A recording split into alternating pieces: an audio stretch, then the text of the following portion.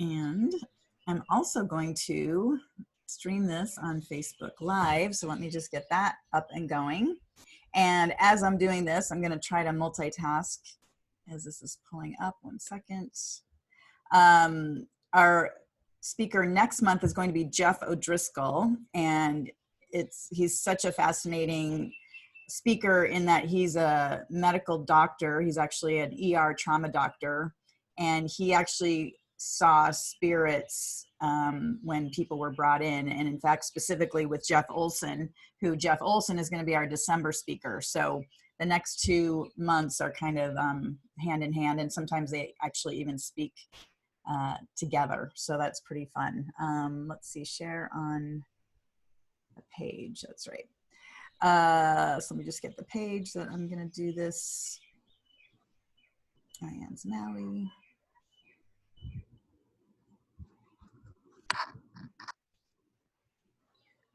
Okay.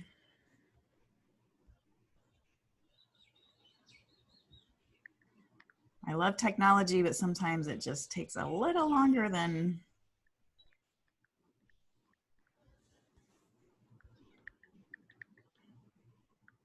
just want to double check if there's a title or something. Yeah, just got to press one more button.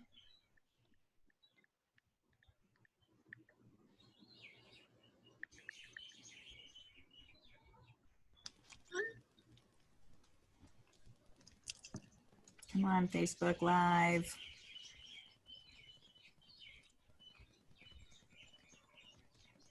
Well, it's still taking its time there. So I'm going to go ahead and introduce our speaker tonight. So we are thrilled and excited to have Kelvin Chin as our speaker tonight on our IANDS Maui group. He is the executive director and founder of the Turning Within Meditation and also Overcoming the Fear of Death Foundations. He is an internationally recognized meditation teacher featured in Business Insider, Newsweek, Kaiser Health News, and has taught meditation at West Point and in the U.S. Army. Kelvin is also the author of Overcoming the Fear of Death through each of the 4 main belief systems. He has had many experiences piercing the veil over the past 35 years, and his past life memories reach back over 6,000 years. So we are thrilled to have you here, Kelvin. Let me pin you on the, let's see, pin video. There you are. Welcome. Thank you, Lisa. Thanks, Lisa, Susan, everybody. It's great to be here with you. Virtually on Zoom. Thank goodness for Zoom, right? I've been working online like this for about 10 years now. Even before Zoom existed, I was on a different platform. And so I've worked, I'm up to 43 countries now, I think. 43 countries around the world. I do this kind of work, and whether it's the meditation or this afterlife work that you and I will be talking about today, or my Overcoming the Fear of Death. The 4 belief systems, by the way, are not religious or cultural beliefs. So at some point, we may get into a discussion about what that is if you're interested, but they're not religious or cultural beliefs. But today, I think since our IANDS group here, we want all of you already have a belief system that includes an afterlife, right? Because I work with a lot of people around the world who have all kinds of belief systems, and not all of them believe in an afterlife. And I help them also reduce their anxieties and fears about death and dying also. So, but I can very easily just pull out the stops and speak freely with everybody here about my past life memories and my experiences on the other side and all of that stuff that I tend to hold back if I'm talking to a general audience and I don't know, who I'm talking to, what their belief systems are. So the IANDS factoid gives me a filter that I understand right off the bat. I spoke at I was the opening night speaker at the IANDS conference. I don't know if it was anybody else? I know Susan, anybody else? Lisa was there, right? Yeah, and Susan. Was anybody else there? I was there, this was August last year in King of Prussia, Pennsylvania. And then I spoke, I don't know if anybody heard, I was on a panel, the virtual panel, and a few weeks ago, and I was on the panel where we talked about the fact that nobody dies alone, because the theme came up, and I was asked to speak on that panel because, of course, with the COVID-19 pandemic and so forth, people were physically dying alone, and they still are, with love, nurses and doctors holding an iPhone or a iPad or something so that their loved ones can say goodbye to them. So, which is a terrible situation, even if you're face to face, but that just adds a whole level to it. So I spoke at the virtual IANDS conference a few weeks ago about that issue. What I'd like to do, the way I'd like to frame it, because I'm really a needs-based kind of person generally, so I always try to structure things in a way that's going to meet what your needs are, and you each have individual needs. So I'm going to leave a lot of room for Q&A. That's the point. I'm going to leave a lot of room for Q&A. I'm going to talk a little bit. I'm going to give you some general afterlife principles that I've kind of come up with based on my experiences over the last 40-something years, having experiences on the other side and so forth. But then I'm going to open it up. And there's always more stuff that I can talk about in my material. But I want to open it up, and I'm just going to kind of prime the pump a little bit, if you know what that expression means. Those of you who may have grown up near or on a farm and you know what it's like to prime a pump, that's what I'm going to do with some of the material initially, and just kind of get our juices flowing. And then you can ask me anything about anything is the bottom line, okay? So a little bit of history, just background first before I get into some of these afterlife principles. My first experience on the other side was, interestingly, a set of experiences that I don't recall, but my aunts who were in junior high school and high school told me that I told all of them regularly when I went to my grandparents' house where they were still living. Because see, my mom was the eldest in the family, so got married first. I was the first grandchild out of like 20 on that side eventually. But it was just me for several years until my daughter, my sister was born. And she was probably my daughter in another lifetime, I'm sure. But anyway, my sister was born a few years after. So I was alone with my aunts and uncles. And those of you who remember your own childhoods, or maybe you have children yourself who are teenagers, when they're junior high school, early high school, that's like, oh, I want to be a babysitter. I want to be a babysitter. So that was my aunts when I was a baby, okay? So they told me what I'm going to tell you. When I was a teenager, they told me this, that when I was 2 years old, 2, 3 years old or something like that, and I would go spend the weekend, my parents would drive me into Chinatown in Boston where my grandparents lived, and they would just drop me off, and my grandparents would look after me. And of course, my aunts would take care of me, babysit me, and they all told me that I used to play with my invisible friends when I was in the living room at my grandparents' house. And they described to me what I would describe to them. And the interesting thing is, I still don't remember this because I squashed it. So this is, those of you who have younger children or younger grandchildren, I encourage you not to do what they kind of patronize me. You know what that means? They kind of like, oh, yeah. And so when they told me this when I was a teenager, I explicitly remember I had a visceral emotional reaction of being ticked off at them. I was frustrated and pissed off at my aunts when they told me that. It wasn't because of what they were telling me. It was because I was resurfacing my emotional response when I was 2 or 3 years old that I had with them, because they couldn't see what I could see, and they were dismissive of me. I didn't know what that word meant when I was 2 or 3 years old, but I knew what the feeling was. And and that's what resurfaced when I was a teenager. Anyway, that was my first, supposedly, according to other people, my first experience with the other side. And then I learned to meditate when I was a teenager. As Lisa mentioned, that I've been meditating for a long time. This is my 50th year. I don't even feel this old, but it's the 50th year I've been meditating. So I learned when I was a teenager, and then I learned TM, Transcendental Meditation. Many of you have either learned that, or have you heard of it, or you know who Maharishi Mahesh Yogi was. He taught the Beatles to meditate in 1968. I learned a couple of years after they did. And I was an international leader. I studied with him personally in the 70s, and I was an international leader with that organization for about 10 years until they went off in a different direction, and then I went off in a different direction. So I've continued to teach an easy technique over the decades, but I've removed all the cultural and quasi-religious kind of stuff from the teaching and made it even easier. But my near-death experience that I had was about 2 years after I'd already been meditating. So how many of you have had near-death experiences yourself? And so a number of you have had near-death experiences.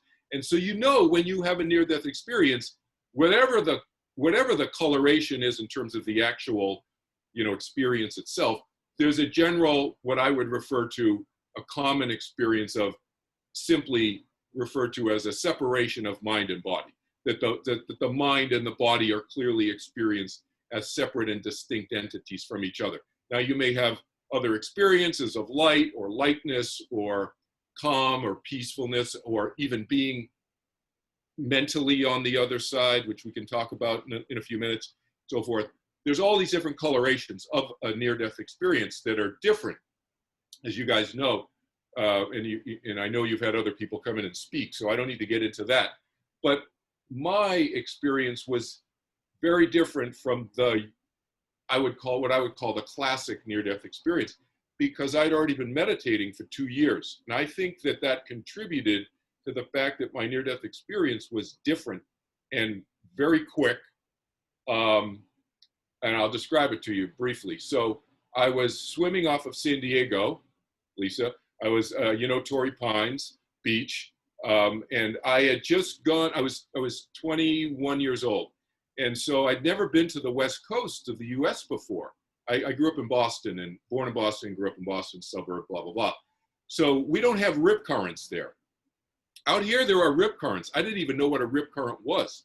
Now, Lisa, if you're standing at the top of the 300-foot-high cliffs in Torrey Pines, you can look down at the ocean and you can see the rip. You can see the river, and you guys have rips over there, I know. It's basically a river in the ocean. Well, I didn't even know what it was. And I went down to the beach with, I met a fellow intensive language student. We were in an intensive language student program, intensive language program. I met her at registration and said, let's go to the beach. She's also from the East Coast. We were completely clueless. We go to the beach. I went into about, waist deep. It was a hot summer day, picked my feet up, and I saw the cliffs, Lisa, going like this, like about this fast, getting smaller and smaller. 300-foot-high cliffs, I could see them getting small. That's how fast I was getting pulled out in the rip. And she must have been right outside the rip because I saw her getting smaller and smaller too. She just was standing there, waist deep in the water. I freaked out. I panicked. I forgot all of my Boy Scout training, which is, you guys probably know, you don't do what Kelvin Chin did, which is I try to swim in. And you try to swim in, you're supposed to go like this, which increases the likelihood, logically, you're getting out of the current, right? Well, I'm not thinking logically because I'm panicking, right? Because I see the cliffs going like this really fast. A friend of mine who's a sailor, I told him, if it was about 3 or 4 inches tall, how far out was I, the cliffs? And he said about 2 miles, 1.75 miles, he said it was out. So in maybe 30 seconds, really fast. So I was freaking out. So I'm swimming in, and for about 20 minutes, I'm swimming in. I don't know, I wasn't timing, I'm just freaking out. But let's say I'm swimming in for 15, 20 minutes, and I'm getting nowhere because I'm going against the current, and I'm probably getting pulled out even slowly, but still getting pulled out farther. I start going down because I'm exhausted, and you just like in the movies, you see the water surface. I'm holding my breath, but I can see the water surface going like this as I'm going down.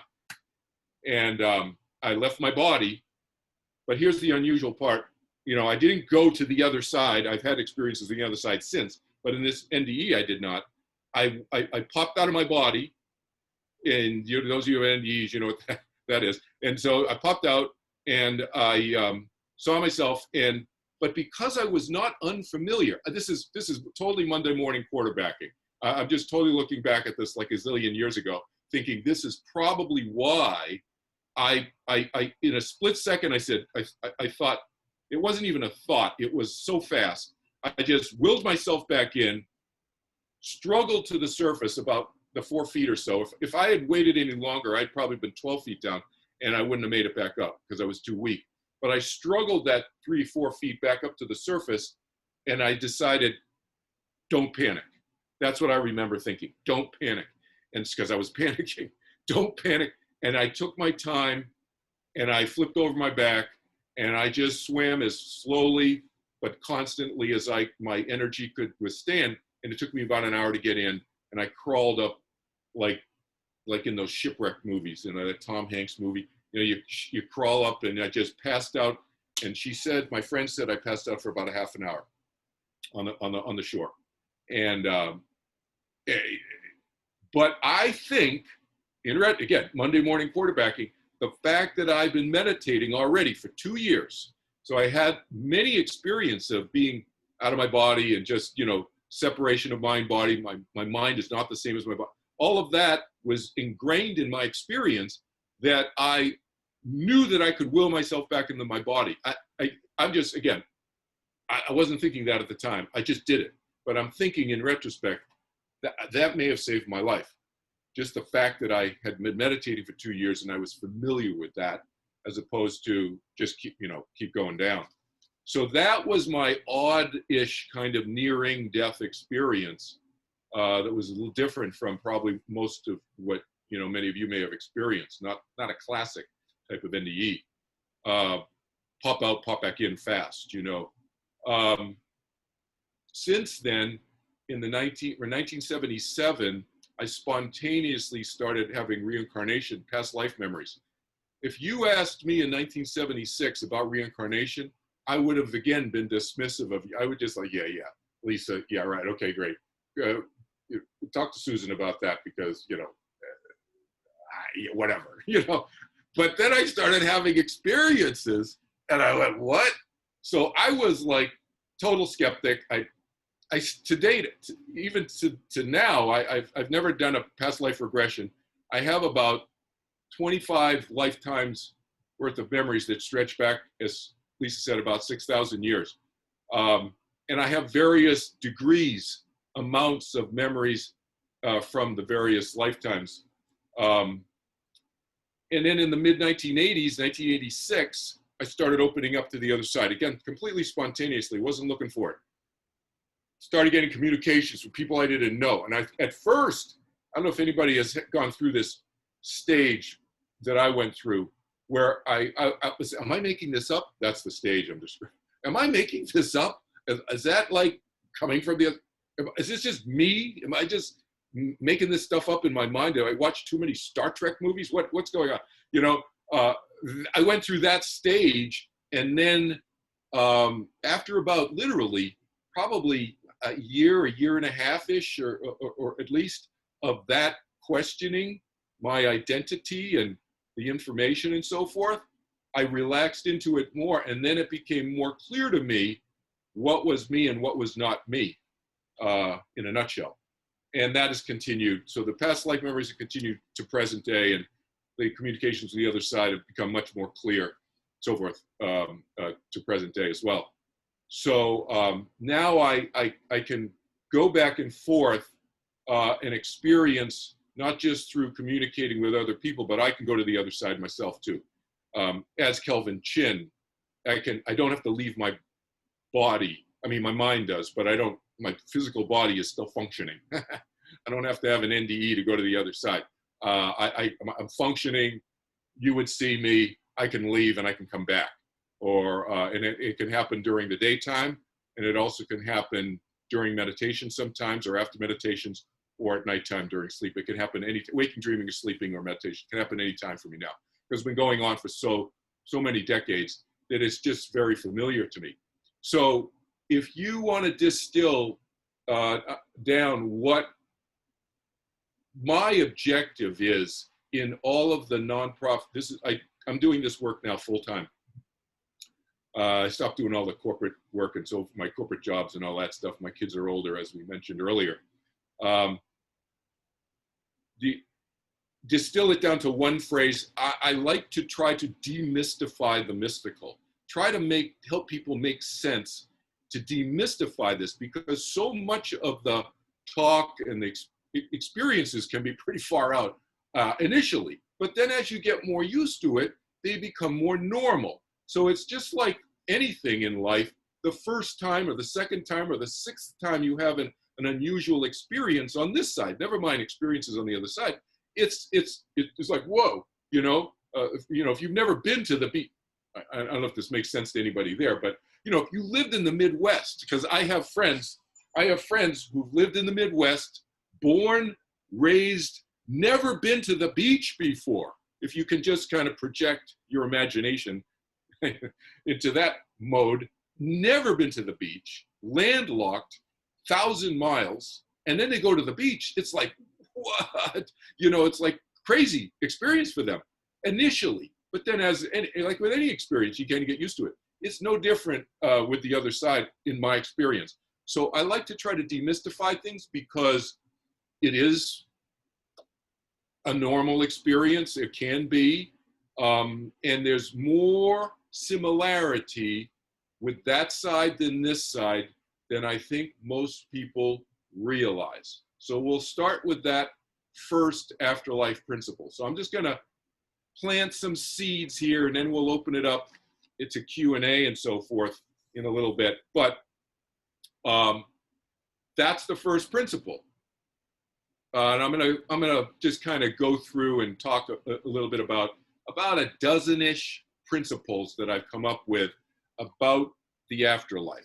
So first one is, there's less difference between that side and this side than most people realize.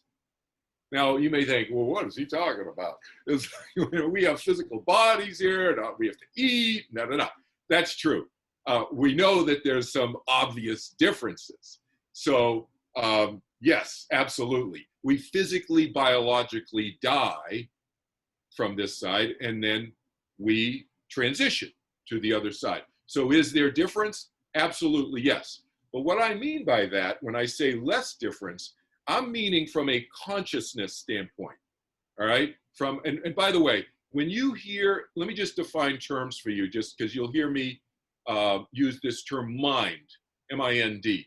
I use the word mind as a synonym for soul, spirit, consciousness, awareness. You can plug in any of those words you want that you're more familiar with using, and I'm fine with that. But understand that I work across many cultures, all religions, people who don't believe in an afterlife, people who are atheists and believe in an afterlife, et cetera, every mix you can think. So I try to use words that are not spiritually or religiously or culturally loaded, because I work across so many languages also. So I try to use more simple English as well. So I just call it mind.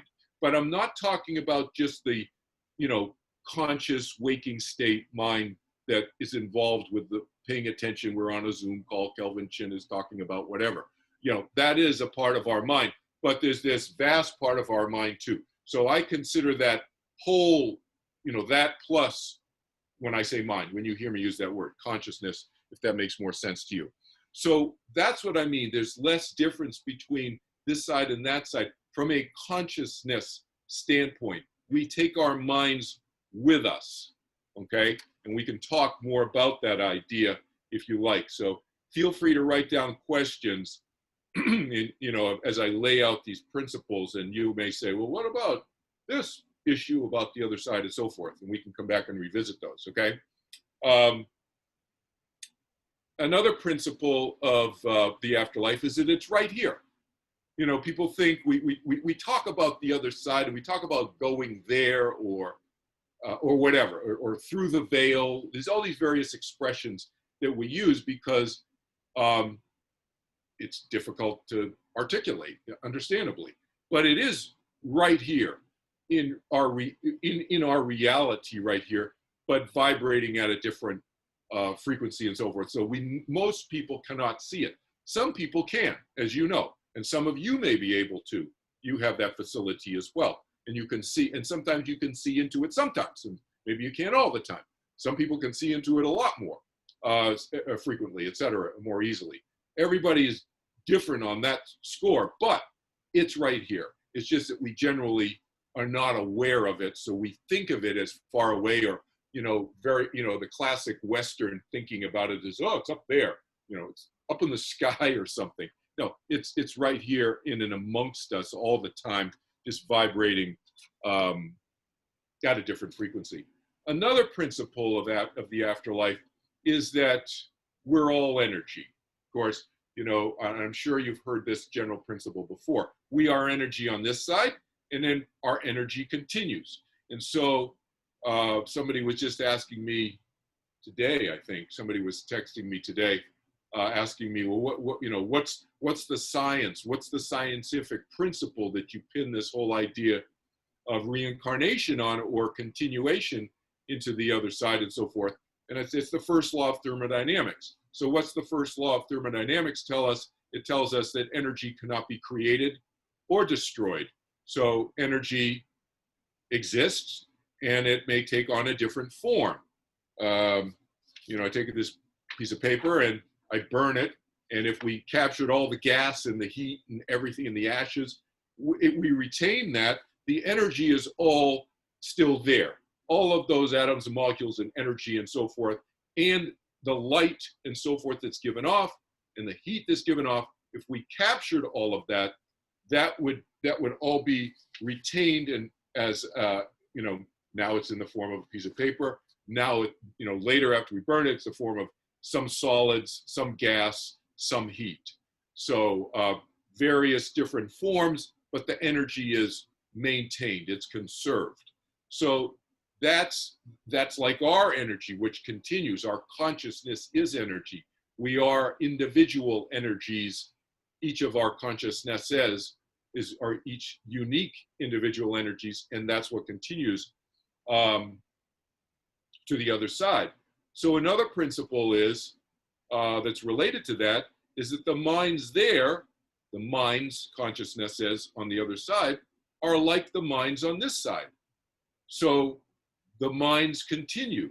And so what continues with us, I think, is our personalities continue. So you wonder, is there some uniqueness of you that does continue onto the other side? And the short answer is, my experience is yes, that's the case. So my experience on the other side, and then my experience communicating with many people who I've known in this lifetime as Kelvin Chin, and who have died and gone to this side, and who have come back and I've communicated with, and I recognize their personality, and I can recognize their diction, the word choice, how they string sentences together, the type of phrases they use, et cetera, et cetera. Those are all, to me, they're kind of unique to that individual's personality, the way they articulate and the way they express themselves.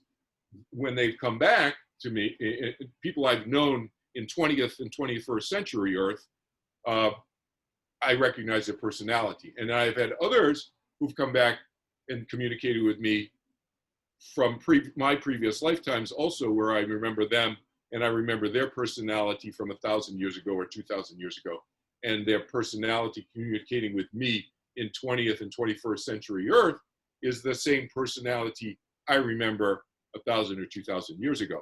So my takeaway from that, again, let me just step back for a second.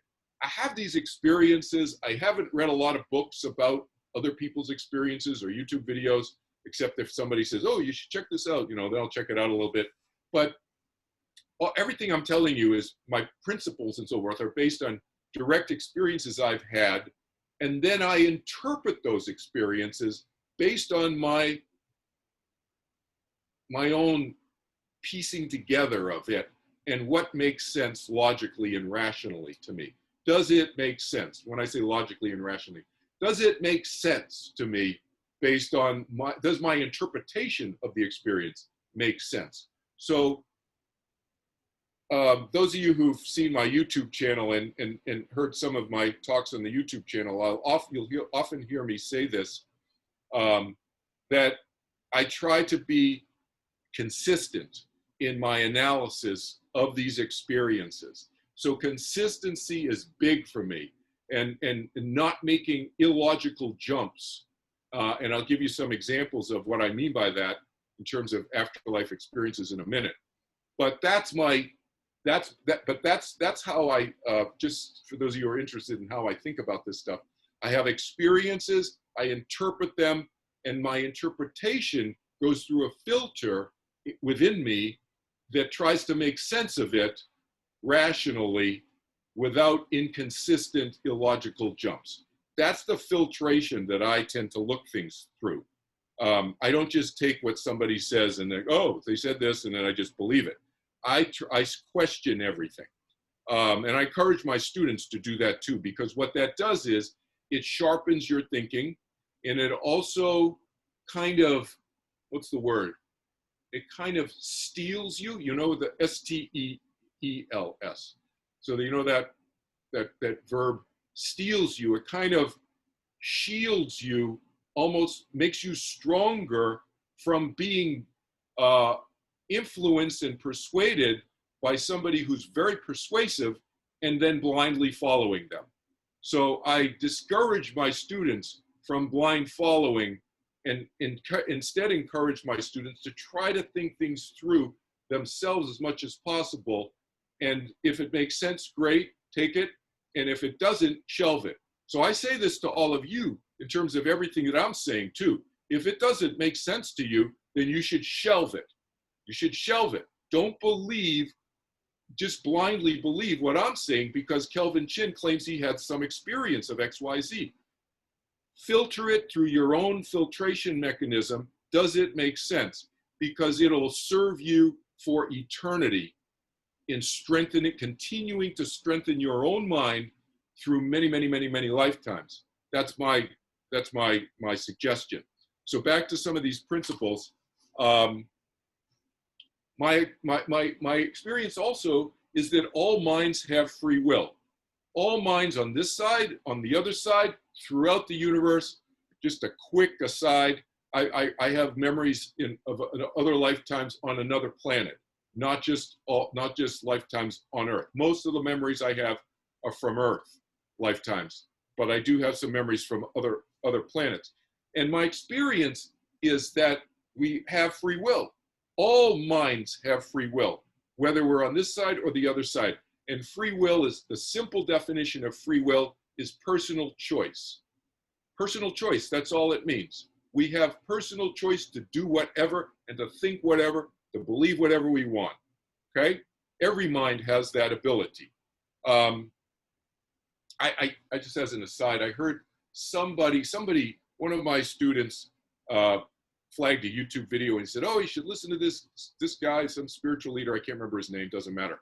I wouldn't say his name anyway, because I don't want to, you know, color him. But he was saying, he was making a really, this is an example of a cognitively dissonant statement about free will.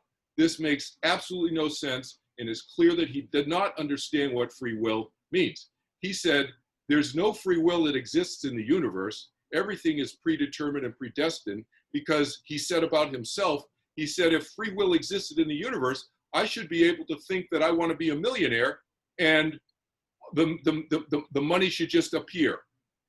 That is a misstatement about free will. If you ever hear anybody, and I don't care if this is well-known spiritual leader like this person with a huge following on YouTube, it does not matter. You hear somebody say that, it's a red flag. That is not free will. Free will simply means personal choice. Do you have different personal choices that you can make from another mind? That's what free will means. It doesn't mean that you can manifest being able to play tennis, like he used as his second example, and he doesn't know how to play tennis, but he wants to know how to play tennis. That is not free will, all right? That is a conflation. It's cognitively dissonant. So you start to question when you see red flags like that. That's what I mean when I say filter, filter, filter. And because all minds have free will, all minds, whether this side or the other side, we all have hopes, dreams, and expectations. So keep that in mind also. Minds on the other side have hopes, dreams, and expectations as well, just like we do on this side. So that's another example, if you will, of what I meant when I first said the first principle, that there's less difference between this side and the other side than most people realize.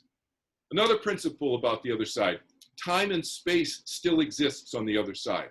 Now, you often hear people come back, they say they have NDEs or whatever. Time didn't exist because they showed me this, this, and this, and some being, an angel or light being or God or Jesus or Muhammad or Buddha, whoever, and who very often it's filtered through that person's belief system, who they think meets them. And it could be that person. It could be the Buddha personality. It could be Jesus. I'm not saying it can't be, but it's very often filtered through the cultural or religious lens. My experience having working with people from 3 different countries now. The thing is, very often they say, well, you know, first I was here and then it was there. It was like, so it doesn't mean that time and space don't exist if the time and space experience is different from Earth. So that's a conflation. So that's a merging of two principles into one that is inaccurate. So let me give you an example. So you could be, so we're energy on the other side. So I thought about how can I use an example to illustrate this principle of time and space being different on the other side from here and yet still existing. So first, let's define what time means. Time is a measurement of change. So if you're looking at time in a different way, that's okay, but understand that's not the generally agreed upon definition of time. Time is a measurement of change. That's the scientific definition of time. So the question then becomes, is there change on the other side? Do things change, or do you merge into some cosmic soup and lose your individuality? Well, those of you who have had NDEs and have been on the other side know you still retain your individuality on the other side. And there are beings on the other side who, and if there are beings on the other side, obviously they're retaining their individuality. They didn't merge into some soup. So there is individuality. So if there's individuality, there's change exists in the way that this scientific definition of change as a measure of time as a measurement of change. So, but the experience. So I thought, how can I illustrate the difference in the experience? And so I said, well, what if we continue? We've already determined what probably is continuing is our consciousness, obviously, and consciousness is energy. So I thought, what can we measure that's energy on this side? I thought, light. We know the speed of light. So does anybody know what the speed of light is? Yeah? So it's, yeah, do you know? No? Anyway, the speed of light, I looked it up. I didn't know what the speed of light was. I had a Wikipedia it. And so it's like 696 million something miles per hour. So let's round it off to 700 million miles per hour, okay? That's the speed of light. So that's like stupid fast, right? So I don't know if we can travel at the speed of light on the other side, but my experience being on the other side and having people come and go on the other side when I'm talking to them, and seeing them here and then leaving and then coming back and then telling them who they just went off and spoke with, and like in a split second, and they had this, what I would consider a long conversation with somebody in a split earth second, you know, back again. I'm like, what? You had that conversation with them? You were just here gone on a second ago. I don't know if you can travel at 700 million miles per hour on the other side, but I know that you can travel really fast. But just to give you a sense of how fast 700 million miles per hour is, we know the equator of the Earth, the fattest part of the Earth, 24,000 miles. If you're traveling at the speed of light, you can get around the equator in 8 times in 1 second. So it takes you to get 24,000 miles in 1/8 of a second. I don't even know what 1/8 of a second is. It's like stupid fast, right? So let's say you can travel that fast with the IANDS. Let's say you can only go 350 million miles an hour. Excuse me, you can only travel half the speed. I don't know what it is, but it's fast. And so you can see how somebody would come back, or I could conflate the experience of communicating with somebody who just tells me they went off and they had this, what I would sounds like a 3 or 5 hour or a 3-day conversation with somebody, and they come back like a millisecond later and tell me, well, I just talked to so-and-so and we came to this conclusion. I'm like, what? You can see how I or somebody could conflate that and say, time doesn't exist. There's no space. I mean, how could they have that? But if you're going 700 million miles per hour and you only have to travel a few feet, it's like boom, boom, boom, right? So you could see how that could happen. Or another example I sometimes give is my son, who's 32 years old now, he's an actor. So let's say he's acting in Tokyo, just for the sake of the story. And my daughter, who's a model with Wilhelmina, and she's modeling, let's just say, in Paris. Okay. So let's say I'm on the other side. I've died. I'm on the other side, and I buzz my son's cell phone in Tokyo. I say, Jesse, I love you. I miss you so much. I love you. Your daddy loves you. And then boom, I got a Paris. I buzzer in Paris, and I go, and I'm over in Paris, and I'm like, honey, daddy loves you so much. And like, I'm actually, let's say they see me. Let's say it's not just an electronic thing.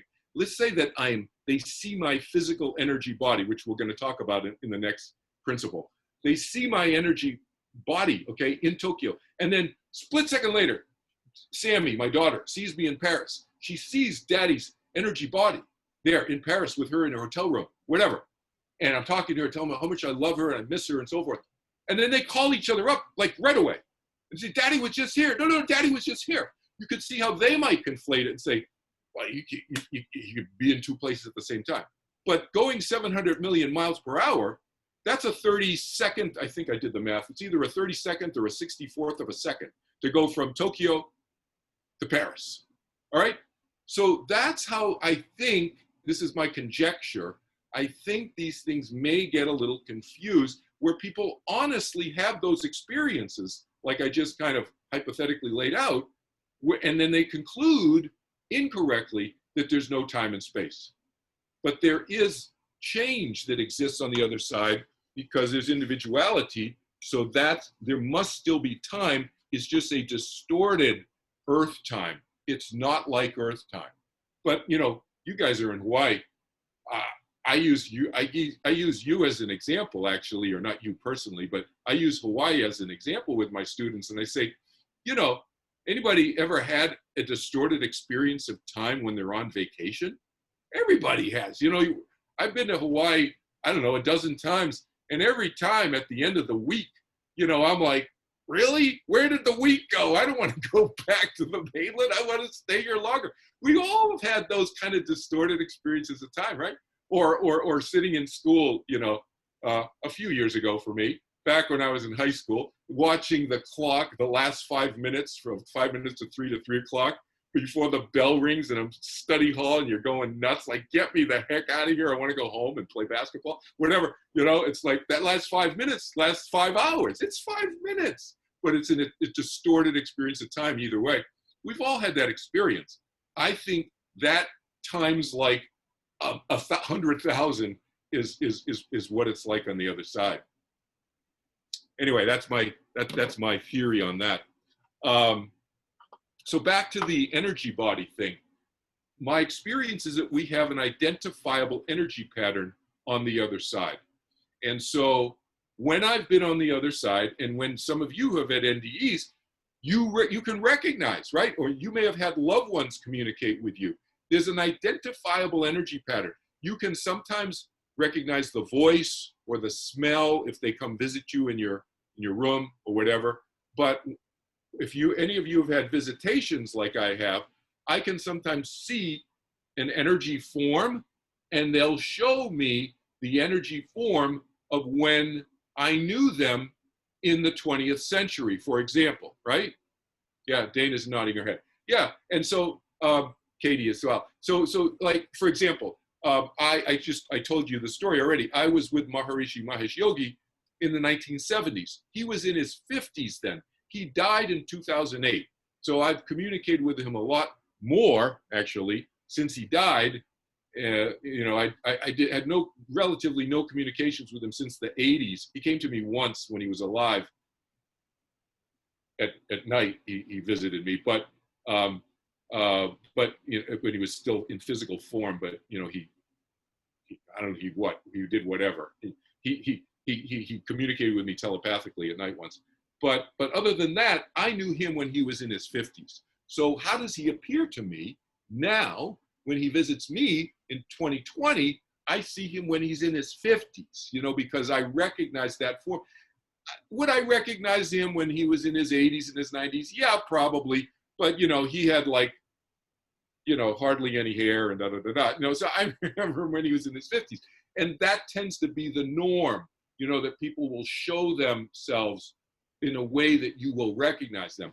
And then after a while, they may not even need to show you a physical form or an energy form, but just communicate with you telepathically. But still, I still call that an identifiable energy pattern that is unique to that consciousness who's communicating with us. So that is another afterlife principle that I talk about.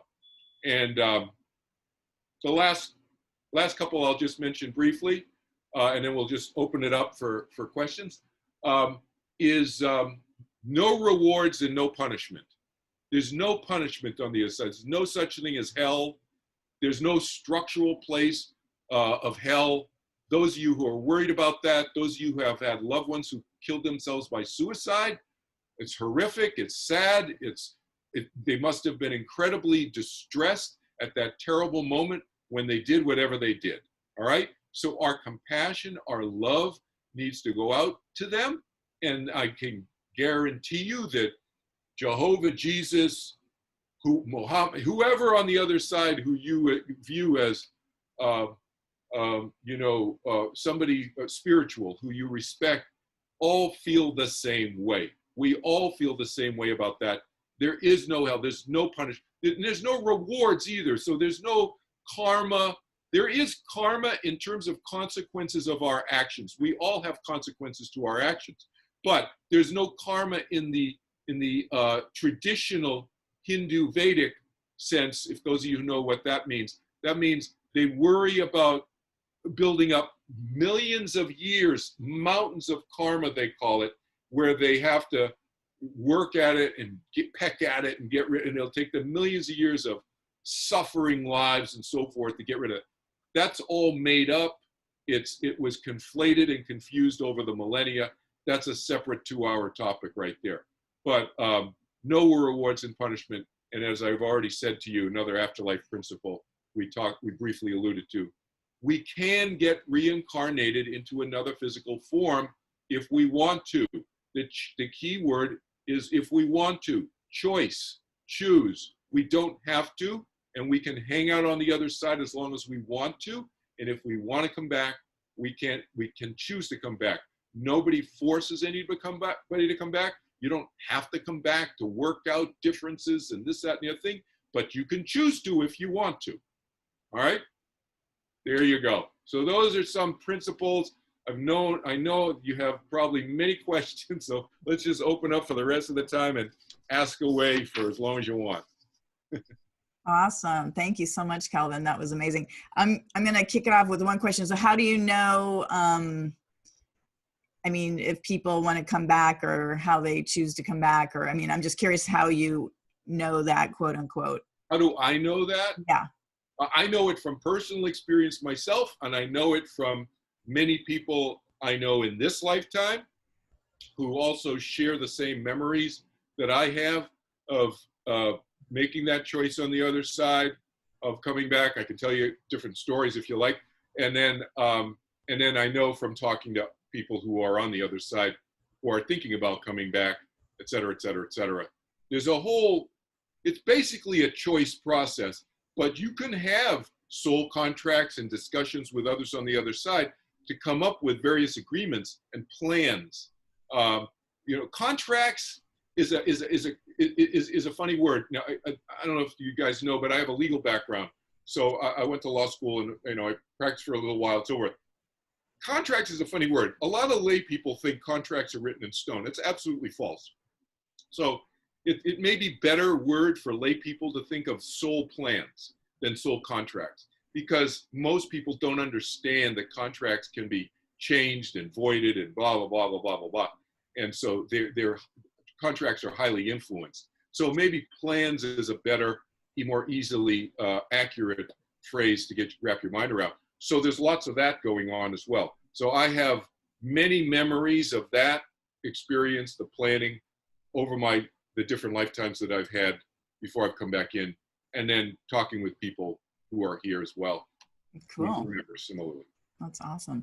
Okay, well, let me, I'm going to open up the board. I can see people. So if you have a question, you can just wave and unmute yourself. Anybody? Susan?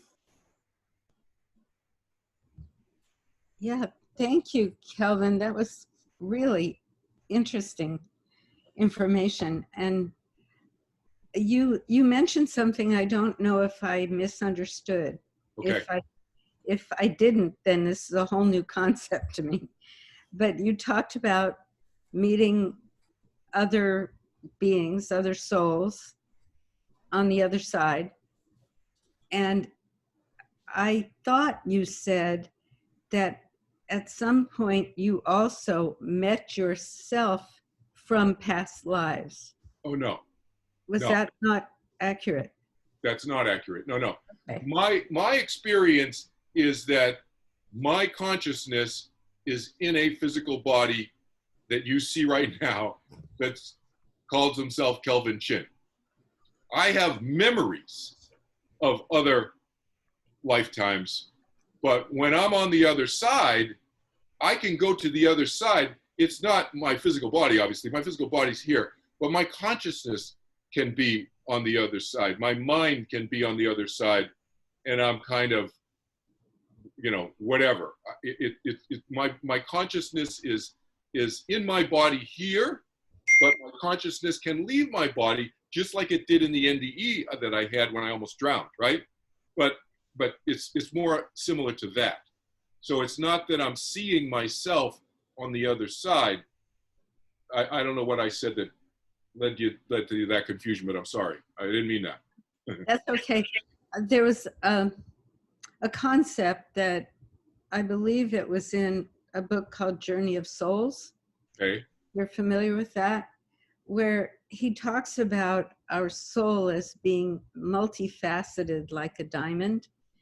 And each facet is, because there really is a different concept of time, each facet is actually a part of who we are, but it's a past, how do I say this? It's happening now, but it's having an experience in a different dimension or a different timeline. Does that make any sense with what you're explaining? Well, see, I would say to that person, give me the experience that you've had that you are using that to describe. So, in other words, people can come up with theories, lots of theories about lots of different things, but give me the experience, describe the experience that you've had that is illustrative of, okay? Because it doesn't comport with my experience. Now, could my experiences as Kelvin Chin right now have influence throughout the universe on this side and the other side? Absolutely yes. Absolutely yes. But is that affecting my other lifetimes that I have died and have moved on from? That's not my experience. Now, people can have a theory about that, and that's okay, but you're asking me if that comports with my experience, and the answer is no. So I can't argue with that person, and I wouldn't argue with the person, because if that's their belief system, that's okay. I'm not here to change people's belief system. I just, like I said, I filter things through my experience and what's the interpretation of the experience and does it make sense? So, yeah. So I've heard things like that before, Susan. I've never been in the presence of somebody and I've never heard anybody ask them, can you describe the experience to us that you're describing? What was the experience that you personally had that fits that model that you just described? Because they can come up with a theory, you know what I mean? But does the theory fit with experience or not? To me, that's where the rubber meets the road. Right. I want to just mention today, I actually had lunch with a gal who, she said she woke up and there was a girl that was her from the, back in the medieval ages. And she said it was like a human being. Like she said, I saw her like you're sitting here right this minute. That's how clear it was. But the woman that I was speaking to said she stopped breathing when she saw her. And it turned out that girl drowned. And that's what she was experiencing when she viewed her. So it was like, I've never heard it before. Anyway, I just wanted to throw that out there because that was. Yeah, to me, that sounds to me like a very, very clear, crystal clear memory. I've had memories like maybe that. That's what it was, but she definitely said it was like seeing somebody right there, Yes, absolutely. Yeah. I've had, look, my reincarnation memories, I can taste the dirt in my mouth while I'm in battle on horseback in the Middle East in the Third Crusades.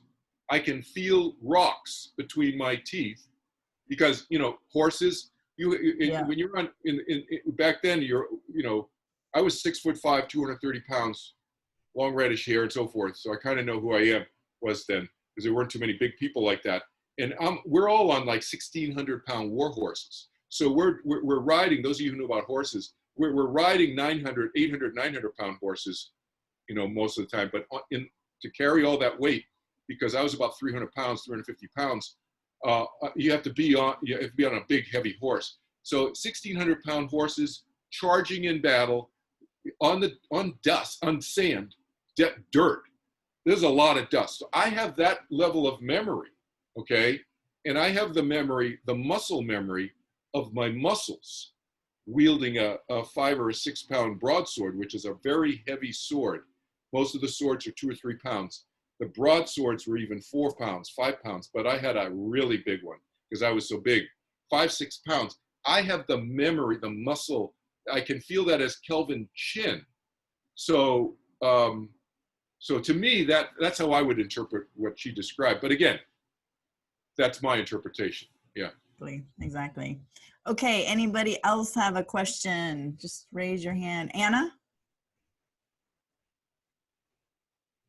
Oh, wait. You got to turn your mic. Your mic is still. There we go. Wait, can we hear you now? Cannot hear you. I don't know if you've got a microphone you turned on there. Here. Yeah, the microphone is not red, but we cannot hear your voice. It says she's on an iPad, so I don't know if her microphone's not working. I don't know if you want to type in the question in the chat, or I don't know if you've got a. Well, can you plug in a headset into the iPad? That might make the microphone work. Okay, as Anna's working on that, anybody else? Maureen, and then Devika, and then Dana. So we've got lots of people here. I saw Maureen go. There we go, Maureen. Okay, hi. Hey. Hi, I'm Maureen. Thank you, Kelvin, very much. It's very interesting. You're welcome. I have a friend that's 92 years old, and I would love to help her with overcoming her fear of death. Yes. And I haven't had a near-death experience, but I consider a spiritually transformative experience the day that I went to India, or the day I arrived in India at the ashram, where I was sitting quietly and I started to see a golden light appear. And then I could see the life force in everything, and the plants and everything. And I mean, I was amazed. I was aware that something was happening. Yeah. And then waves and waves and waves of love. And this black cat came up to me, and I just thought it was so beautiful, and I was just petting it and was in states of ecstasy, I guess. And then slowly over time, it went back. You know, the golden light went away. It almost went up, I guess, and everything came back to normal. And well, the black cat that I had been petting and was so beautiful, it was scrawny and scraggly and sickly. Normally, I never would have even touched that cat. But what I felt later was that this was how God sees me, sees us. That's what my being told, you know, that was my experience. So that changed me. And then fast forward, when my father was dying, he was in the room, and I went in my bedroom because I was back home visit, and I got a message that you have 100% faith. And I said, I have 100% faith. And the message was clear, you have 100% faith. And I said, I do have 100% faith. You know, it's like all those experiences came together to show me, you know, don't be afraid, you know, help your father, you know. And I feel like it was really good for my father to talk to me and, you know, say all these things that he needed to say before he died. It was like, I'm in 12-step program. It was like doing a 5th step, you know, just letting everything out to somebody before you pass. But anyway, with my friend, I just wonder, because you said that's what you do. You help people overcoming the fear of death. You know, what I could do to help her. Yeah. So has she articulated to you what her fears are? Well, she said, oh, I wish I could feel the way you feel, but I just, you know, I just don't feel that way. I'm just afraid this is it. You know, and I say, oh, I think you're going to see your mother. And I mean, I just feel, you know, all these wonderful things that I feel is going to happen on the other side. Right. Wants to believe, but, you know, whatever that block, you know, I guess. Yeah. So she's not sure what's going to happen, and she's worried that this is going to be it. And her mind's going to shut off when her body shuts off, basically. Yeah. Yeah.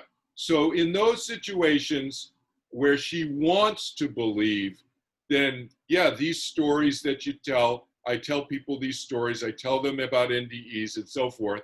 And then I tell them, you know, I understand these are not your experiences, but these are experiences of many people. And then there are tens of thousands of medically documented NDEs in hospitals throughout the United States. I give them some statistics sometimes, depends on where the person's head's at, you know what I mean? You kind of have to tailor it to that particular person. So I have a conversation with them, and I kind of find out a little bit more about how they think and so forth. But, you know, it's somewhere close to 15 to 18 million Americans have had NDEs just in the United States. It's about 5% of the population in any country has, and these are the ones who talk about it. We don't know how many people have had them and they don't talk about it, you know? The 5% is a big percentage of the population. And so, and these are people typically, especially the medically documented ones, they're not going in to, I'm looking to have an NDE. No, they're going in for heart surgery, they're going in for whatever, and then they happen to have an NDE when they're in the hospital, you know, and then the doctors document it, etc. So, you know, you should feel free, Maureen, to reach out to me. And if you visit her, you can call me and we can do a conference call. I do this for free. Everybody should know this. So I do free phone sessions with people around the world to help them reduce their fears, et cetera, et cetera. So, you know, I do a first session free, and sometimes it just helps people, just takes care of people. I also help people at end of life. So if you go to my website is kelvinchin.org. That's probably the easiest website to go to because it's easy to remember. It's my name, .org, it's a nonprofit. And then I have four websites. That's one of them. You can get to the other websites very easily by going to the footer of any page on any website, and the other three links to hot links to the other three websites are right in the bottom of any page. So just go to my name.org, and that's the easiest thing the way to get around. On one of the websites, my Overcoming the Fear of Death website, Maureen, you should go there and look at the coma page. There's a page called Coma, and end of life. And there's some stories there about me helping people when they are in a coma or conscious but inability to communicate, but their eyes are open. So various stages of an end of life, and helping them let go. All right. A woman contacted me in London, and her mom was just a quick story. So a woman contacted me in London, from London, called me on my cell phone, and she said, my mom is in the hospital, and the doctors can't figure out how she's still alive. Her mom was like 80 or 90 years old, and because they've given her so much morphine to control her pain, the doctors, she's in the hospital, that they say that the morphine alone should have killed her, but not that they were trying to, but just they're managing her pain, but she has so much morphine in her. But she was rallying, her body, her vital signs were rallying after 2 weeks of degrading. And so she said, maybe my mom is holding on. She might have a fear, even though she told us she was not afraid of dying before she went in the hospital, when she could communicate. And she hadn't communicated for at least a week or two verbally, but she could, she would wake up and her eyes were open, but that's, that was it. Couldn't talk or move her hands or anything. And so I said, when are you going to see her next? She said, tomorrow. I said, take your cell phone, put me on speaker. You can listen in. You hold the speaker phone up to your mom, and I'm going to talk to her. So what's her religious belief? So Maureen, I'm going to give you a little instruction here about how you talk with people, okay? So I always look through their belief system, because I don't tell them, oh, I have all this reincarnation. They may not believe in that. So I'm here to help them reduce their fears, not convince them that, they should buy into my beliefs and my experiences, okay? So I said, what's your mom's belief system? She said she's devout Irish Catholic. She went to church, like, I can't remember, multiple times a week, et cetera, et cetera, et cetera. The priest has been here, et cetera. He told her not to worry about anything, da, da, da, da. And she's still holding on, okay? Did the last rites and the whole thing, et cetera, okay? I said, great, thanks for that. Go hold the phone to her ear tomorrow. So we set a time. I talked to her mom for 15 minutes. And basically, in a nutshell, I described to her mom what's going to happen after she died. I walked her through what was going to happen after she died and who would probably be there. And that Jesus would be there, and that a lot of other people are going to be there, and her loved ones and her husband and so forth. And I just calmly described to her what's going to happen when she transitions to the other side. Her daughter hung up the phone, and she texted me on WhatsApp. She texted me afterwards from London, and she said, after I hung the phone up, my mom beckoned me with her eyes. So I came over because I knew she wanted me to come closer to her. And I put my ear down, and she whispered one word to me. She said, beautiful. Getting a little emotional. And she said it was the last words she spoke. The next day she went into a coma, and the day after that, Tuesday, so it was a Sunday I talked to her. She went into a coma Monday, and Tuesday she died. And she said right after she hung up the phone with me, her mom went into a deep sleep. And then Monday she went into a coma, but she went into a deep sleep as soon as she hung up with me. And she could tell because her breathing went really, really deep and settled. So that's an example of how we can all do that. I'm just giving you that as an example. Any of you can do the exact same thing that I did with that woman on the phone. Okay? Beautiful. Beautiful. Beautiful. Thank you. Yes. Thank you, Kelvin. Yeah, I'm a hospice volunteer, so I do the same thing. I'm on the call for the when they go into the last 24 to 48 hours, and there's just such a beautiful time to be with people at that point, because that's when the veils are super thin, and I've helped people cross over at that time. So Anna's question, and then we'll go to Devika, just wondering about when people have done very bad things, murders, etc. So are you saying that they don't have to work out any bad karma for living a life that hurt people? Yeah, so what I'm saying is, yes, they don't have to work out bad karma in the way that most people think of bad karma as a like an accounting system. I say that there's no accounting system of debits and credits in some cosmic accounting system, all right? Now, are there consequences to their bad actions? Absolutely. And do they have to live with that? Absolutely. And do they leave scars in those relationships that they have, where they've hurt people, whether it's one person or 1,000 people or 1,000,000 people, or depending on who you're talking about and how bad they were? Yes, yes. And do people remember that? Yes. If they've been hurt, do they remember that? Yes. So are there consequences, and might they come back in another lifetime and somebody hold that against them because whether they remember it consciously or not, but emotionally, what I call emotional patterns get transferred from lifetime to lifetime. And sometimes we're consciously aware of where they came from, and many times, most people are not.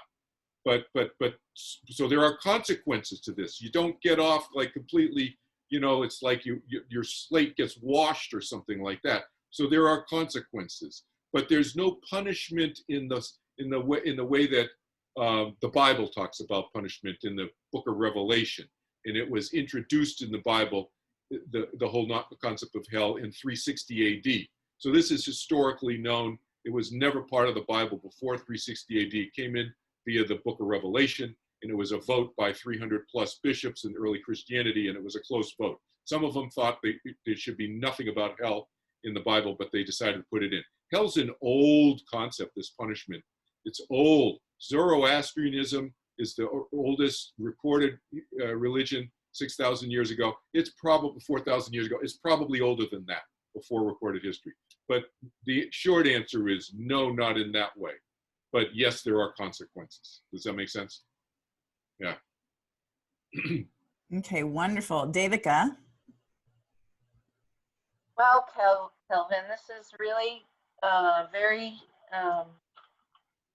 vast and intellectual. It's great, all these little bullet points, and how much thought you've put into this. And I can feel your lawyer aspect. It's fantastic, and your teacher aspect. I don't even know what to talk about, because I feel like a picky lawyer part of me that wants to question your logic some of the times, even though I completely understand what you're saying. Question it. Pick something and ask me. Well, just from my, like I completely understand all this from an intuitive, having had these experiences. So I agree with everything you say, basically. But in any case, you were talking about the free will. That's one of the things that is of interest to me. And I liked how you were talking about the speed of light and how quickly, how logical, how your point of view is logical, how you could be in many different places at one time. Anyway, about free will, I recently have gotten in touch with a future life of mine, not just past. I've been very aware of past lives, but I've been realizing recently I got in touch with like more of a future life. And when you're talking about past lives and many of your experiences, it was just occurring to me how, to me, you're pointing out how the veils are so thin that there is no separation between life and death, that somehow about our conditioning and our culture, it just puts these kind of boundaries and barriers on things rather than that we just accept things in a, like we were talking about swimming with the dolphins, and I call it 360-degree spherical. It's kind of challenging because we live in two dimensions here. We have to be right or wrong, or we have to be logical, but we walk on gravity. There's certain principles. But when I've been swimming in the ocean more, I feel more of a multidimensional spherical kind of consciousness. And I love you know, just the conversations, because where I went to school, the motto was non satis scire, which means to know is not enough. So I'm completely interested in critical thinking. One of your points was to not buy into things, you know, and part of that is religious dogma, I think you're saying, or certain conditioning, certain patterns there, back to the free will thing again. So I find in this lifetime, and many of us, I'm sure, have to deal with as a soul, you're talking about soul plans. I think I'm very free spirited, free, but I have come in touch with an aspect of myself that's so conditioned that I have to try to get myself out of that box of my future self being like a cyborg that was programmed and conditioned. And coming back to save us from a future of being programmed and conditioned, you know, and not thinking critically, let's say, and not thinking about our futures and this planet itself and destroying it in certain ways. So I just think it's time to open this all up. I liked in the beginning when you said that when you talk to us, you don't have to justify, because you know many of us have had these kind of experiences that we could all just communicate from this ground of being, rather than have to defend things logically, that these things are true that you're saying. And you know, so I'm glad that you can speak about it and reference it in a bullet point way. And also, we're having these experiences that I don't think the models or the context of our culture, you know, we're here at IANDS to try to expand that in some way. And so I'm appreciative of the way you've delineated many different portions of this. Yeah, appreciate that. Let me say this also, additionally. I would say that I am not married to any one of my interpretations. So I have, nothing is in cement as far as I'm concerned. I think of things rationally, and does this make sense? And does it assist me and help me practically in my continual present? In the continual present as Kelvin Chin. That's how I look at everything. So my past life memories are irrelevant to me unless they inform me more about who I am, the know thyself principle. And then does that help me know more about who I am now and assist me now in living my life now? Because we are all in the what I call the continual present, as opposed to living beyond the imagination horizon, where many people live emotionally beyond the imagination horizon, even though the reality is that we're all always in the continual present. But my point is that I don't have a belief system that's written in stone. My beliefs are based on my interpretations of my experiences. And if somebody comes up with a better explanation that makes more sense to me than reincarnation, for example, just to pick one, then I'm game. I'll have a conversation and see if that makes sense to me. So that's how fluid I am, but also incisive I am in terms of how I'm thinking about it both. Okay, both ways. Does that make sense? Yeah, I really appreciated that. And then just one, it was hard for me to sort of contextualize what I wanted to say to you. So thanks for letting me like blob that out. The other thing, when this other person was talking, Maureen, I think it was, yeah, reminding me about the fact that you safe port people through fear of dying. That's something that's so beautiful. Thank you for doing that. Thank you, Lisa. I know about those places, but I noticed that I get a visceral response. I put myself in the ocean every day with sharks, and people go, "Aren't you afraid of sharks?" And I go, "No, not really." You know, but I do. Like today was super duper murky, and it's Sharktober, and I have visceral experiences. And I've been confronted with tiger sharks several times, and I was actually very calm, and I looked at them, and it was that expanded moment that you talked about. But the first time I ever swam with whales, I was screaming. I mean, afterwards, because my viscera was so like, oh my God, this was the most huge. I was like an ant that it could squish, you know. And the body had a response that I couldn't control at all. And Hey, guys, sorry, I don't want to cut you off, but we're almost out of time. Do you have a question, or I know can you talk Dana. about the visceral response that you have to overcome? You know, it's not so much mental fear of death, but a visceral one, let's say, or pain, dying in pain, or whatever. Visceral. Well, there's a whole bunch of questions in there. So the short answer is the separation of mind and body needs to be experienced viscerally. That needs to be a normal, natural, when I say visceral, needs to be a normal, natural experience, the separation of mind and body. So I teach people to meditate, and that brings that about, where it's not an intellectual thing, it's not a decision-making thing, it's just automatic, because the experience of the mind-body being separate naturally through regular meditation just becomes a normal knowing. And so the fears tend to drop away. So the chemistry changes, and then the consciousness changes as well. So that's kind of the short version of that. That's awesome. Thank you for that. And then I'm going to go to Dana, but I did want to say, I really appreciate that you said you're not married or it's not in concrete, because I feel like anybody that says this is the way it is, I can't, like, you know, I obviously from your experience, I get that, but you know, any teacher that says, oh, well, this is the only way it is, it's like, I'm like, because nobody knows for sure. Yeah, even with hundreds of experiences, you know, you don't know until you know, right? Yeah, you don't know till you know. I say that all the time. Yeah.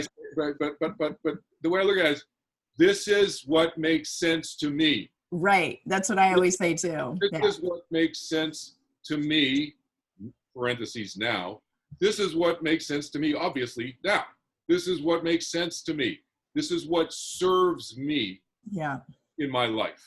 That's so beautiful. That's the way. But I appreciate you saying that, because again, sometimes teachers can be very, you know, they're so certain that then you start questioning your own thing, but we all have to have our own belief about whatever. Everybody, I always tell people, look, I may sound certain because I feel certain about this, what makes sense to me, but that doesn't mean that you need to buy everything that I'm saying. Yeah. Even still, no.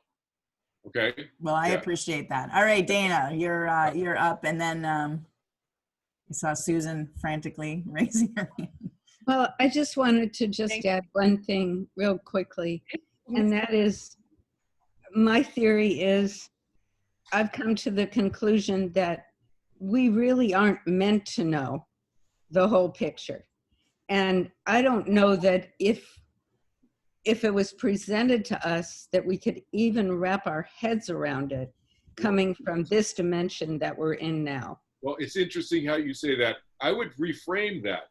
I would say that not only what you're saying, but also I don't think that any mind can be omniscient. It's illogical to me, because omniscience, which means people know, that means all-knowing. It means you know everything about everything, okay?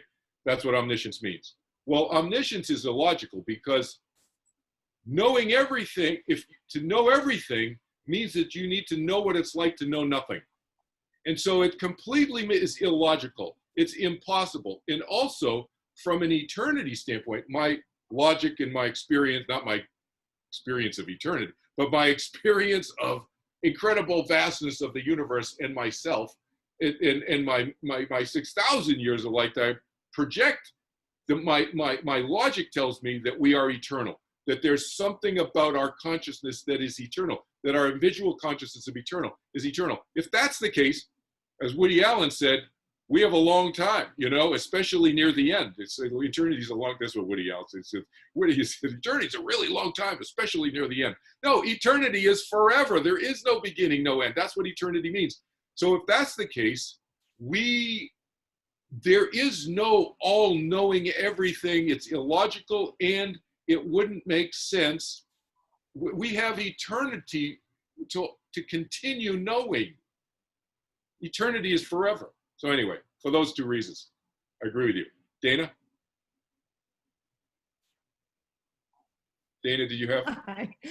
Thank you, Kelvin. Can you hear me? Yes, yes, we can hear you now. Hello? Yes, Lisa? yes. Okay, good. Yeah. Hi. Thank you. You feel very familiar, and I'm not going to say it's from another life. It could be an East Coast thing, so I'm not sure what it is, but I really appreciate how you are presenting. I want to call it your knowing, because it's your experience, and that's what I always call it. I say this is my knowing because it's experiences that I've had, and a lot of us have shared our experiences and knowing, and it's absolutely, what I say is I don't have a religion, but it's Danaism, and it's forever changing. Because I also really appreciate how you continue to refer to yourself as Kelvin Chin here on this planet, because I do that a lot when we get into these conversations. I say, the vehicle I'm driving, Dana, on this journey here on this planet, I always refer to it like that. So I just, a lot of great things that you're sharing, and I appreciate it. Yeah. I just wanted to ask you, I believe you've had more than one NDE. I had one when I was a similar age, and I was shut down as well. Well, oh, you have such an imagination, and you must have read some of my books that I'm like, Mom, no, never read your books. This is what happened. And it went away, and I didn't start having out-of-body experiences or memories or connections to the other side that I remember in this vehicle, Dana, until I came to Maui, I think. And since I've been here 26 years, and things have been happening a lot, and it gets bigger and bigger, and it feels like it just becomes like normal. I wanted to ask you, in any of your NDEs, did you ever, were you ever sent back, or did you choose to come back? And I'm wondering what your experiences or knowing is of that, because I was sent back and I did not want to come back. And I was sent back by family members. My mother's mother and my father's father were both standing at the end of the tunnel of light, where it was big, huge, amazing love, no fear whatsoever. And I was so excited to go home. And my grandmother told me telepathically, because there were no words, that it's not your time and you got to go back. And I was like, no. And I was kind of, I want to say, arguing with her, but I didn't win. Here I am. And I'm just wondering if you were ever sent back, or is there in your memory a difference between choosing and being sent back? I guess that's my question. I would say there's a subtle difference. And so I would say that even a desire, even an inkling, is a choice. In other words, I don't mean choice. When I say choice, I don't necessarily mean I made a conscious choice, So like, I would wonder, I don't know, you had the experience, this is a question. So in your experience, when you're having that debate, because I know some people who've had debates. I have not had debates, but I know people who've been in the NDE experience. I'll give you an example, and you tell how, I'd be interested to hear how you interpret your experience in terms of this. He's having a debate between his guru and a light being, is the way he would describe it. A light being who's on the other side, and his guru, who was on the other side. Guru had died, okay? But guru from 20th century life is now dead on the other side, okay? And the guru is telling him, no, you got to go back. And the light being is saying, no, you can kind of come over here, no. So you got two beings on the other side arguing between themselves about this person who's having this NDE, okay?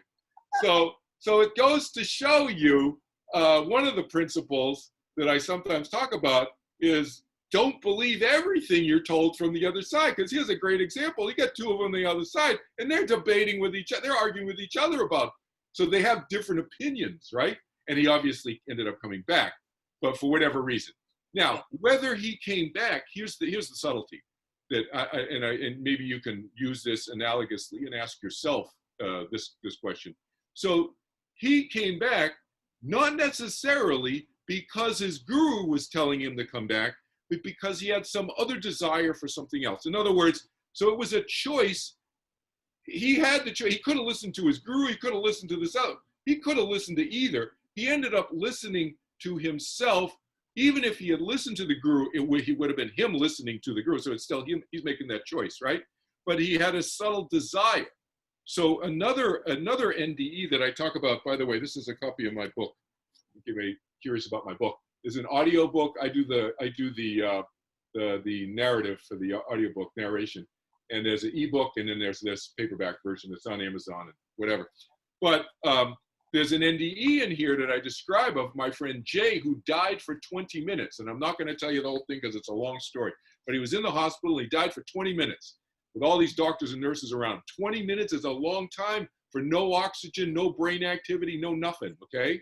So 20 minutes is generally unheard of. I talked to his doctor, had dinner with him twice. His doctor, afterwards, I know this really happened. But Jay was out there somewhere in the middle of space, he said. And then he heard our friend Diane, who was in the hospital room, start singing to him. He liked it. That was enough choice. You see how subtle that was? He liked the music. He did not choose. He didn't think, I want to go back into my, he didn't know where he was. He's like, I was good where I was. I was full of love, peace, lots of light, da da da da. And then I heard this music and I kind of liked it. And then he comes shooting down and he gets slammed into his body like Frankenstein and sat up, and 8 to 10 doctors, nurses screamed in the room. Okay. But so I don't know if there was a subtle desire on your point that you may or may not be aware of. I don't know. See, you see what I mean? That could be, that's free will. Yeah, no. That's a choice. I don't know. Yeah. Very, very interesting, because I've never, thank you. I've never looked at it this way. I've always believed or felt that I was sent back because, God, it was amazing. And I did not want to come back. So I believe. So but I did. And now that you're putting it this way, it wasn't really an argument. It just, yeah, well, just like you said, my knowing is forever. You're making me think about this. I'm going to explore this. Really interesting. Because free will is a very subtle thing as well. It's not just, I'm making this choice. No, I mean, that's obviously free will. But it's subtle. It is subtle. We're talking about the subtleness of a desire. That's free. That's a choice. Most people. I wasn't done. Most people are not so in touch with the subtlety of how we desire in life. We are desiring in a subtle way every millisecond, and we are not consciously usually aware of it. Those are choices. Yeah, that's great. Wow, that's potentially life-changing there for you, Dana. Yeah, well, yeah. I can tell you're like speechless. Like, wait, I'm looking at this. You know, it's like things change when you look at things differently, right? So all of a sudden, it's like I can see the wheels turning in your head. Yeah, very much so, and I really appreciate it. Yeah, you can call me and we can talk more about it too, offline if you want to. That's we cool. can figure out. Cool. I see Lori raising her hand. We're over time, so if anybody needs to go, obviously feel free to jump out. But Kelvin, if you're willing to take a couple more questions. Yeah, I'll stay as long as they still catch it. I just remuted you. I'm sorry, Lori. Where are you? Okay, I think you're on. Oh, there you are. I couldn't see Kelvin. Yeah. Okay, so this question comes more from, it's partly an observation, but there's a question in it too, and it's coming from an ongoing experience of living in both realms, this realm and the other side, in multiple dimensions. It's just how I navigate this life.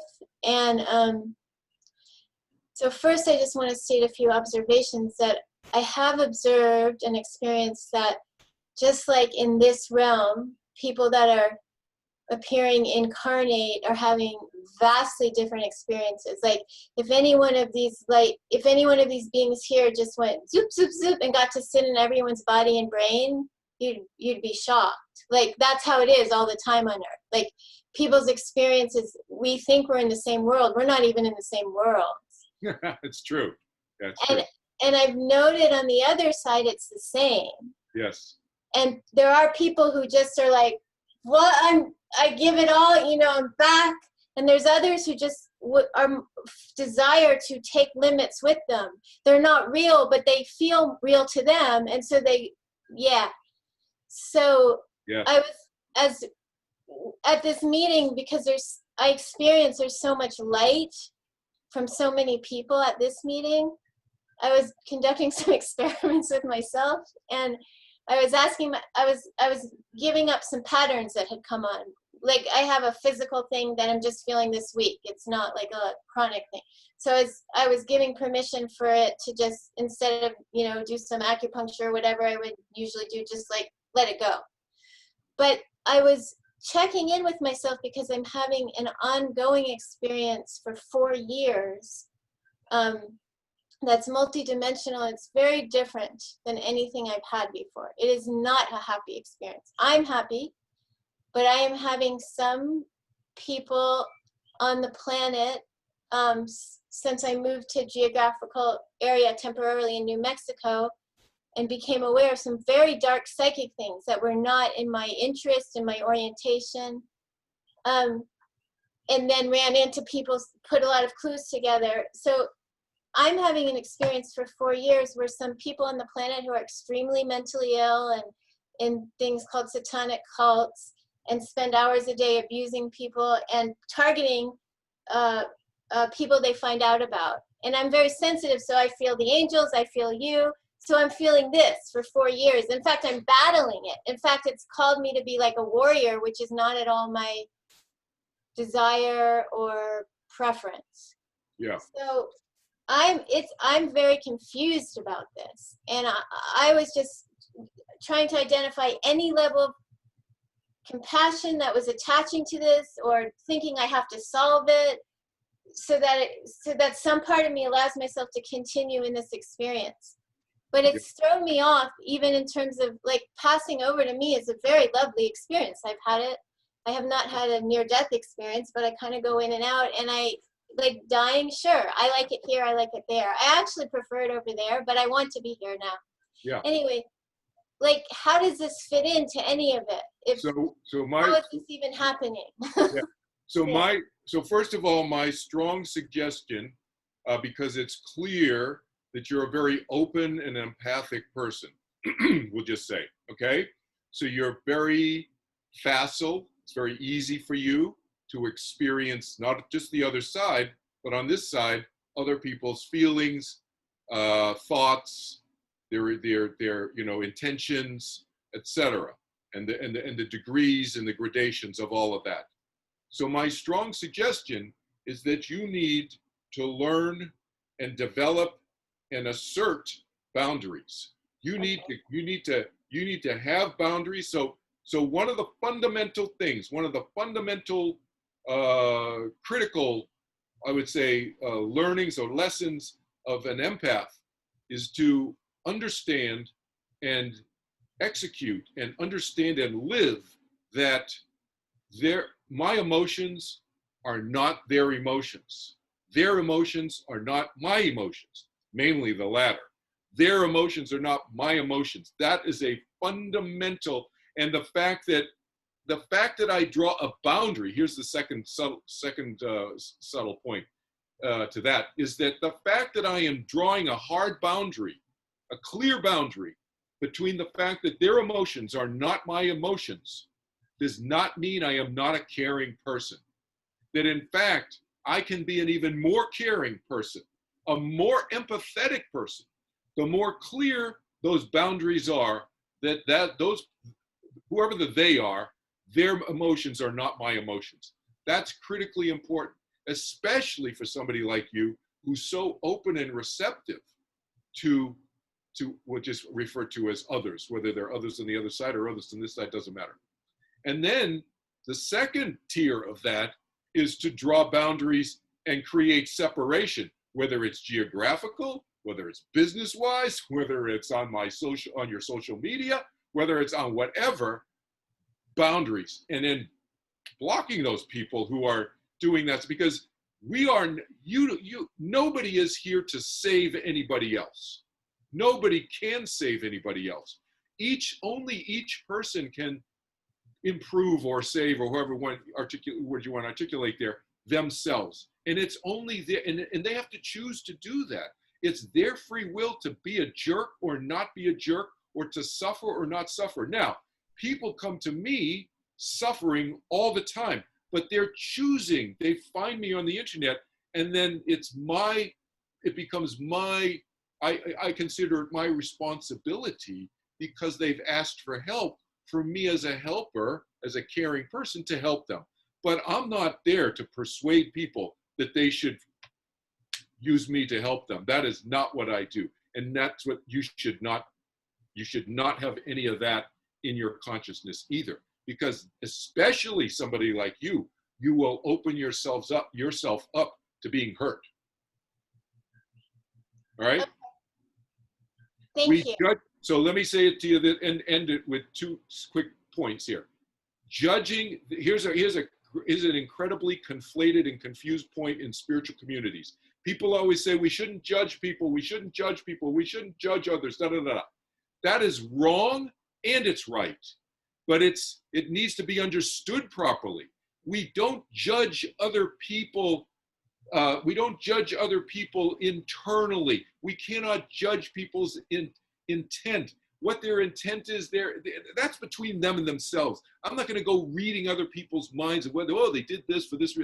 That you can do that. You can play that game, but that's fraught with error. Okay, but we all need to be very, very vigilant about judging other people's behavior, their external behavior. If we don't judge them for whether their behavior is good, bad, or whatever, if we don't do that, we don't learn. And to somebody like you can really get hurt. All right? People who are very empathic and very open, if you're not judging people by their behavior, as those people are cruel people and they're hurting people and they're getting enjoyment out of that, I don't want to be with those people. That should be the judgment. All right? Because of their behavior. Why they're doing it is between them and them. You don't have to go there. Yeah, I would agree. I'm from the East Coast too. I have a character in me that's extremely judgmental. I have discernment, which is something different. It is different. I have no interest in these people. This is all psychic. I'm hidden now. My Facebook page is down. I'm hours away. I don't engage with them, and yet I'm continuously engaged with and practicing boundaries. You can create a psychic boundary too. You can create a psychic boundary. I'm not just saying external social media. Yeah, they should do that. But you can create a psychic boundary between you and those people who you don't want to engage with too. I'm like, okay. Here's the thing. I use this analogy. Let me show you something. This is what it's come to. It's like, get the fuck out of my space. That's what it's come to. It's not like white light. I've had 58 years for all that. It's not like that. It's like criminals are in my space energetically, and I'm angry, and I do judge them, and I also don't judge them, and here's the try thing. Forgiveness. And, Listen. Here's the thing. You cannot force against something to prevent something from happening, because then you just invite it back in. You have to work internally. You should call me and we can talk offline privately about it. But you have to work internally to strengthen ourselves from the inside out, and to make the strength come from viscerally inside, okay? Not intellectually pushing something away. It doesn't work, all right? But you have to get to a place where, it's the analogy I use with people is, people like that, beings like that, they don't want to hassle with you if you have, it's like the thief walking down in a parking lot. They will go to the cars where the car keys are in the ignition and the door is unlocked. So you have your doors unlocked. So we need to talk privately, and I'll talk to you about how to lock your doors. Because if you lock your doors internally, they are not going to bother you. They don't bother. There's lots of bad beings in this side or the other side. They don't bug people who are strong from the inside out. They leave you alone, because you're a hassle. You're a pain in the neck. They go to people who have their doors unlocked. So talk to me privately. Okay, thank you. I believe it. I agree. I just need to know how to lock them. Thank you. Yep. That's beautiful. Wonderful. Great question, Lori. And I think Kelvin will be able to assist you in that. Was that Dana tentatively wanting to say one more thing, or no? Okay. Anybody else? Because I'd like to wrap it up because it's nearly 8 o'clock here, which it's late there for Kelvin. Thank you so much. Amazing. Yeah. Jim, did you want to say something? I just saw you unmuted. Just wanted to point out that a bunch of us have left messages, so I'd like Kelvin to see them before he disappears. Oh, yes. In the chat. Oh, in the chat box. Yes. Are there questions? Okay. Oh, good. You be in touch. Yes. People should feel free. Thanks for mentioning this, Jim. It reminds me. Feel free to reach out to me privately, and so you should Facebook friend me, because I don't use Facebook for political purposes or whatever. I mean, I use it for my work typically, okay? And you should Facebook friend me, and then I have other Facebook, you'll see on my profile on my main timeline, I have other Facebook public pages for my meditation, overcoming the fear of death, etc. And you should subscribe on my YouTube channel. Just plug my name in. It's called Kelvin Chin Turning Within. This is the name of the channel, but you can just plug my name in. You'll find it too. You should subscribe there. Feel free to watch any of the videos there. Go to kelvinchin.org. Just so you understand the 4 websites, just very quickly, why they're different. kelvinchin.org is my spiritual website. So it's like no holds barred there. I just let it loose there, okay, in terms of the videos and the interviews and blah, blah, blah. And then Overcoming the Fear of Death, obviously, is focused on helping people overcome the fear of death. And then Turning Within is my meditation website. So I keep them separate. And then I have a book website. So I keep them separated because not everybody believes that they have the same belief system. So I'm trying to address everybody's stuff. But the kelvinchin.org is the one place that you guys would probably go first, and then you can go to other sites from there. But feel free to reach out to me privately. You got questions. You just want to have a conversation. You don't even have questions. You just want to share some experience with me. It's just go to my website and send me a message on my contact page, or you can Facebook message me. It's easy way, and then we can exchange cell phone numbers and blah blah blah in that way. Okay. Absolutely wonderful. Yeah, and everyone's saying thank you so much. Love to see y'all. Like Kelvin, fantastic and unbelievably relatable. Appreciate your style and delivery.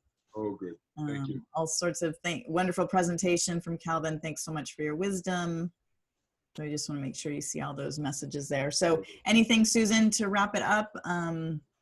Yeah, I just wanted to say, Kelvin, this has been wonderful. And anytime you want to come back and share some more, sure, anytime. We'd love to have you. Sure. And also, if you go to our website, we've got Kelvin's contact information on there as well. Oh, good. Yeah. Good.